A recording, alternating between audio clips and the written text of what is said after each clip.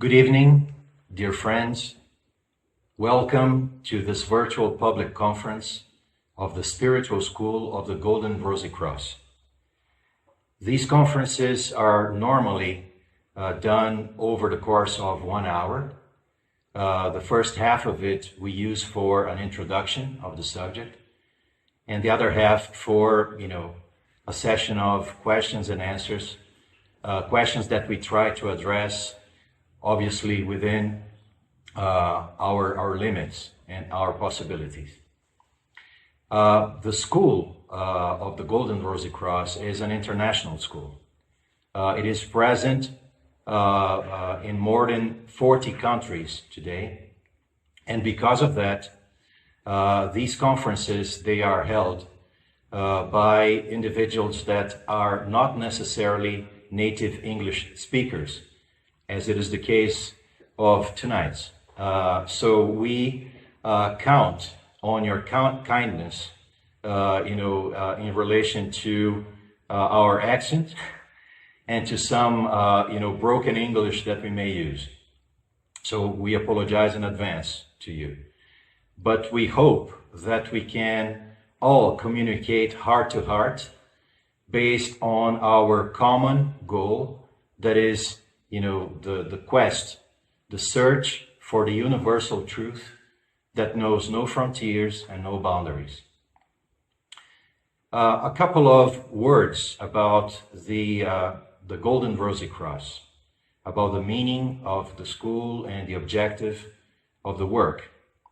And if you allow us, we could use the very name of the school to explain that. We talk about a spiritual school. So let's start with the concept of school.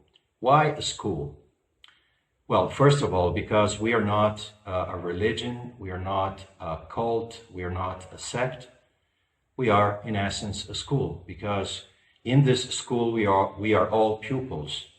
Since the moment that we join this working proposal until the end of our journey, because we understand that we must continue open, we must continue prepared to learn all the time, one from another, and also because we don't have external masters or gurus, and the process proposed by the spiritual school is followed in absolute freedom and self-responsibility. And actually, we only obey to one authority, that is the inner authority of the spark of the spirit that is present in every human being, in every human heart. So, in our understanding, the spirit is not someone, is not an external, lofty being, a divine being hidden somewhere in the clouds. No, the spirit is not something external to the human being or to anything. The spirit is the omnipresent driving force of the universe, the power that is behind everything that is manifested. So, it is based on this spirit spark that the process of the Golden Rosy Cross is carried out. Now, why Rosy Cross? What is a Rosicrucian? The rose and the cross. The rose represents this universal principle, the spirit spark in every human heart, that could be seen symbolically as a rose, as a seed of a multidimensional universe that may unfold into a totally new and absolutely fantastic life. So the human being is represented by the cross. And the effort, the life effort of a Rosicrucian is to unite the rose and the cross and make the time and eternity, the material human being, the personality, in full unity with the rose, with the spirit spark. Through the transmutation of his or her entire being. The transmutation is represented by the symbol of the gold. The gold is the most noble of the metals, and it represents the product of an alchemical process. An alchemical process that is the process that transmutes all the aspects of our lives, symbolically all the other metals of our being, our thinking, our will, our feelings, and our actions, into the purest of the metals, that is the gold of the Spirit. So, in essence, that's the idea behind the name and the working proposal of the spiritual school of the Golden Rosy Cross. So now let's move to the theme of tonight. The title of this conference that says, and that, in a very instigating manner suggests, don't follow the path, be the path. Well, to begin to address this theme, it is important to recognize that we are all living in a very, very special moment in these days of the history of mankind. We have many names for this moment. One very common esoteric name for the moment we are all living in is the Aquarian Age. We could go through detailed cosmologic and esoteric explanations about it, but the simplest and most direct way to explain this is that we are living in a collective awakening moment. A moment where, after countless turns in the wheel of reincarnation, in the wheel of life and death, the human microcosm is filled with experiences, with a treasure of experiences. Some of these experiences we would classify as good ones, some as bad ones, but the sum of these experiences allow that countless human beings that live in countless microcosms as personalities are touched by the spirit spark that has awakened in the heart of the microcosm, in the center of the microcosm. These human beings, these self-aware human beings, have awakened to the fact that life is something that goes way beyond the day-to-day challenges, the material challenges, the struggle to survive, the struggle to have our relationships, the struggle to grow as an individual, and even the struggle to leave a legacy when our days are over. So life, true life, speaks as a silent voice in the very heart of these human beings, in this self-aware human beings, where the spirit spark is active. So in this moment, when the veils in front of their eyes fall down and they realize that they were living like in a pseudo-reality, in a reality that only hides the true reality that they feel as an intuition that is behind that, then they become a seeker of the truth, a seeker of true justice, a seeker of true beauty, of a real balance in life, of the real meaning of life. Actually, in this situation, no one chooses to be a seeker, because seeking for the truth or not, in that sense, is not a choice. It is a need. It is as if we needed air to breathe And these seekers, they need to seek for the truth because this is the air for their soul. These seekers then begin a path, a quest, their search, the search of their lives, the search for the truth, for beauty, for justice, for balance. It doesn't matter the way we want to call that. And at the very beginning of this path, these seekers have a major obstacle, a major stumbling block right in front of them. And this is common to all of us. That stumbling block, that obstacle, could be described as our very state of consciousness. Because if we are living a collective awakening moment, we also must recognize that for the vast majority of humanity, we are living based on a very particular state of consciousness. A state of consciousness of full identification with our ego, with our little selves that in delusion we see as a separate being from the all. So everything is done, everything is pursued, everything is perceived through the lens of this separate consciousness. The separate consciousness that puts the human ego in the center of everything.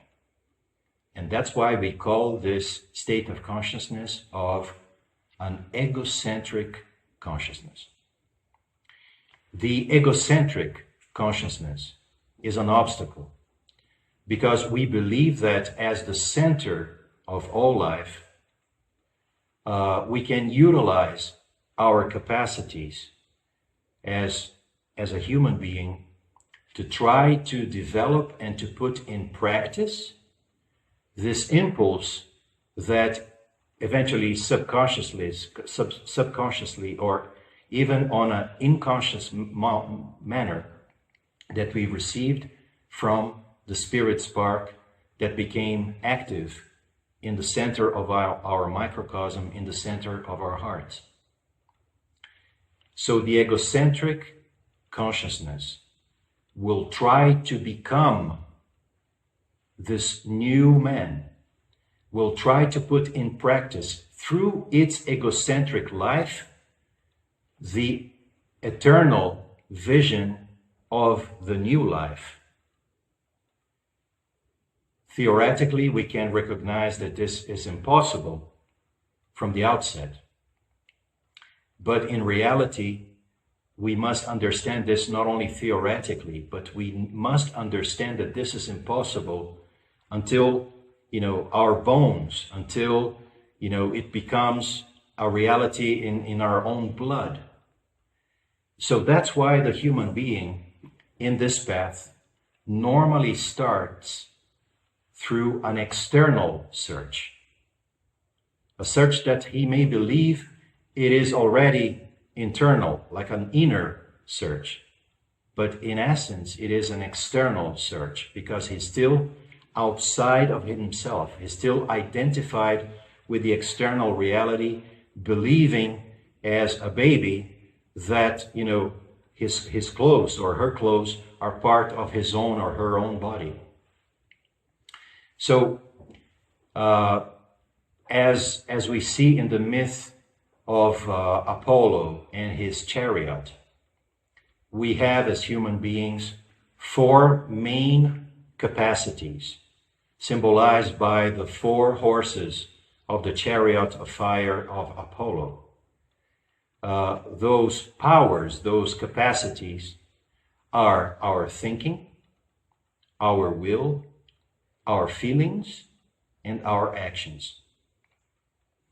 And the egocentric consciousness identified with that external reality, believing that his or her thoughts, desires, feelings, and actions or reactions are actually part of, his or her being, will try to use those capacities to develop, to overcome himself or herself, to go beyond the limits of his or her own egocentricity by utilizing his own egocentric or her own egocentric consciousness.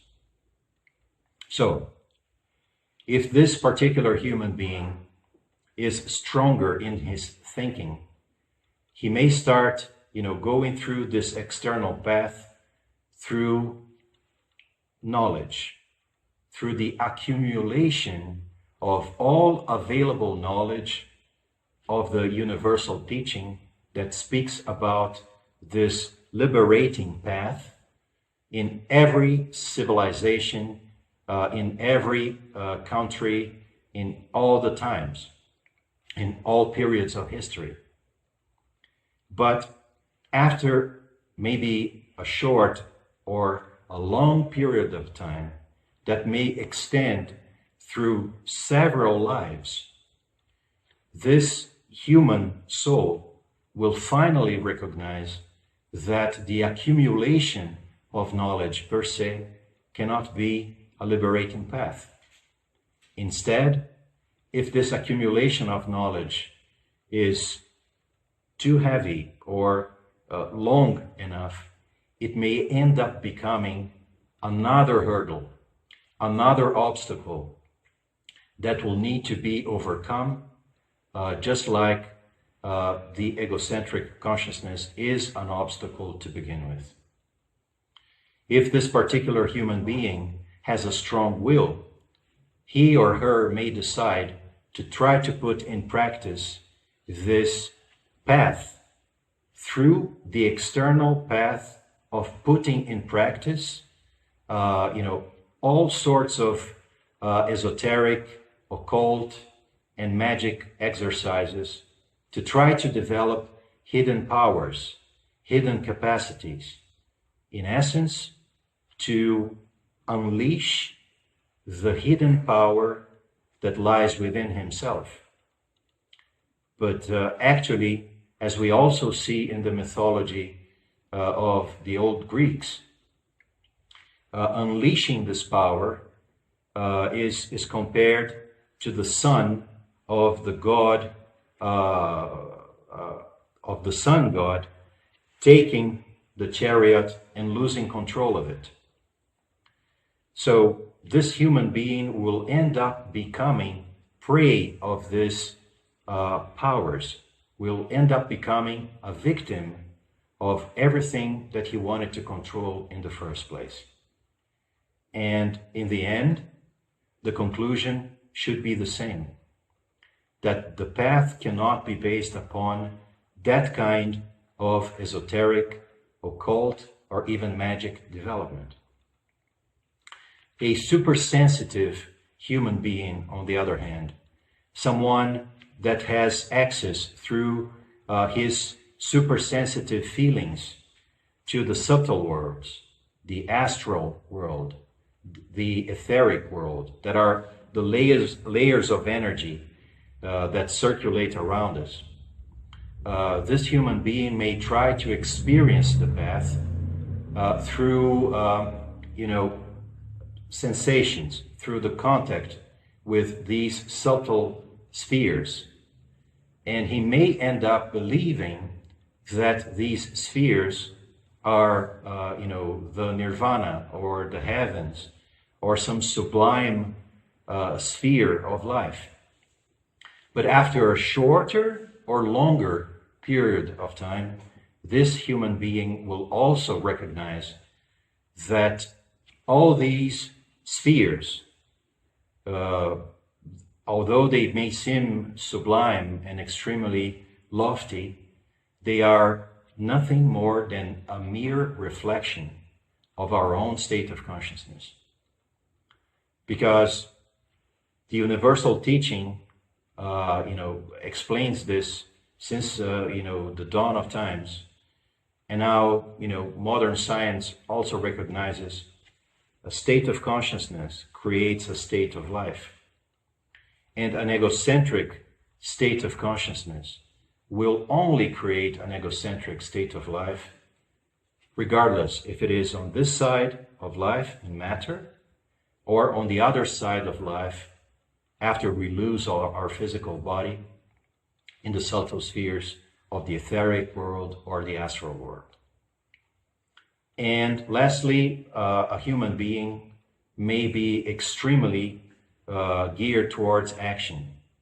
And this person may try to put in practice this liberating path through the training of his personality, through the training of his behavior, through the training of his own ego, to try to make it better, to try to make it wiser, to try to make it stronger, by following, guidelines, by following directions of an external guru or an external master, through the imitation of one given behavior. But in the end, after a shorter or longer period of time, this human being may eventually also recognize that by trying to become something that in essence he is not, he's only making his prison, the prison of his ego, bigger, maybe in width, length, or height, but his prison is only becoming bigger and bigger, and the demolition of that prison will become an even harder task to be accomplished. So, what we are trying to say is that after one life or countless lives, this microcosm that is connected to a human consciousness will finally come to a mature and sober conclusion that all the attempts to develop the human ego or to transform the egocentric consciousness into the true liberated human consciousness, they must fail. And this person will finally understand that the true inner path is something that starts when all these external paths end. And then this person, this human being, will finally recognize that the only possible basis for the true inner liberating path is the spirit. Do we mean by that this person will become recluse, that this person will stop thinking or desiring or feeling or acting or interacting with the rest of the world, that this person will fall into a lethargic state of inertia? Absolutely not. Absolutely not. That would be, again, very crude imitations of the true path. What happens is an inner change, an inner transformation that transforms the external reality.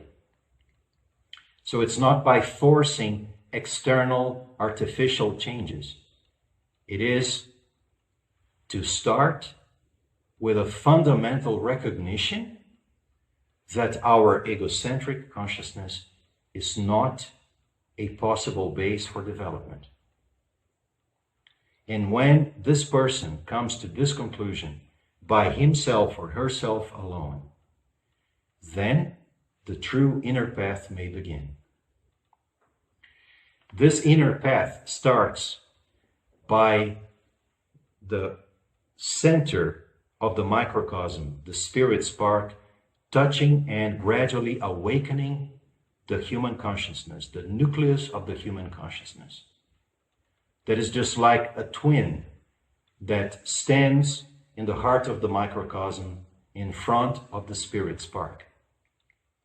This center of our awareness, this center of our consciousness, symbolically speaking, of our soul, as our consciousness was called in the past by many, this center of our consciousness can gradually become free from its own identification process through a sober process of self-observation and self-knowledge. By recognizing how deeply enchained he or she is. And then after this process of recognition, that must become like a second nature to the human consciousness, then the transmutation, the transformation of the centers of the human consciousness themselves may begin. We can recognize three main centers of our awareness that lie in our heart, in our head, and in our hands, in reality. So these are the three aspects of the human consciousness that can be actually transformed through the action of the fiery center of the spirit spark in the center of the human microcosm. And after the human consciousness has become new, renewed through the action of this universal principle, through the action of the spirit spark, we can call this consciousness a new consciousness, a new soul, a new spirit soul.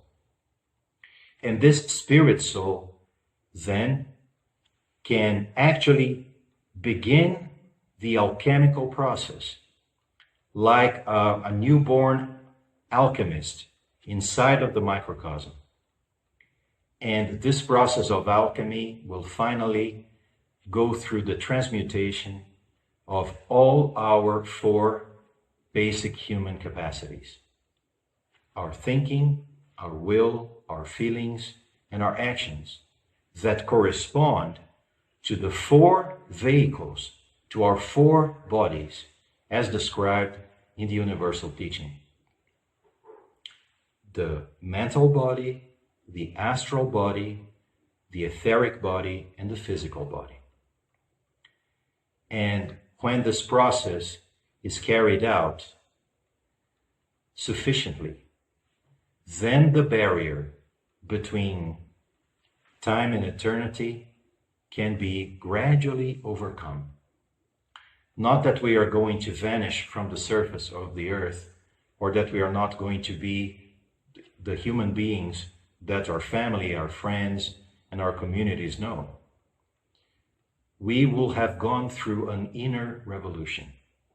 And this inner revolution will finally have transformed us into catalysts of a bigger change, of catalysts of the change, of this very change that must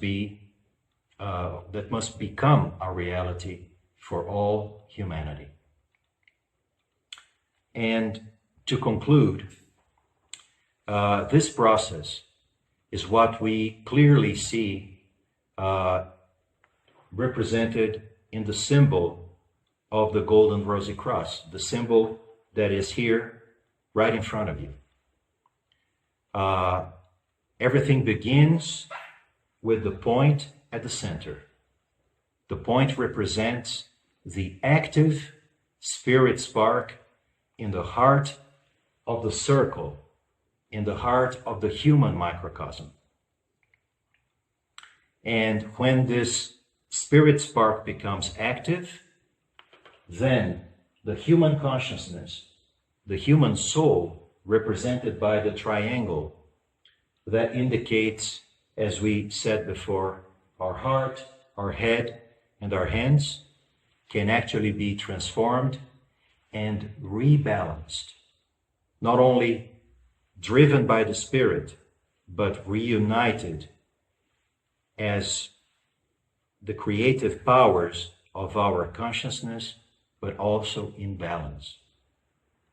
And the point and the triangle, the spirit and the new soul, can finally transform the human manifestation, the human reality, the human vehicles, the human bodies. The mental body, our thoughts. The astral body, our will. The etheric body, our feelings, our perception. And the physical garment, the physical body that will then carry for as long as possible the inner image of the true, new, liberated human being. And then, once again, we get to the circle, because there are no longer boundaries between time and eternity. We know that all of this may sound a little bit distant, especially when we look at our lives, our tiny little lives as human beings here in this planet, trying to fight our way through our daily battle. But, dear friends, in essence, this is a possibility, this is a promise that is lying, that lives in every human heart. And actually, the whole objective of the Aquarian Age, if we are able to live long enough as mankind and continue with the historical process long enough, this is the possibility that awaits for every single one of us. And this is also the working proposal of the spiritual schools of all times and of the spiritual school of the modern times.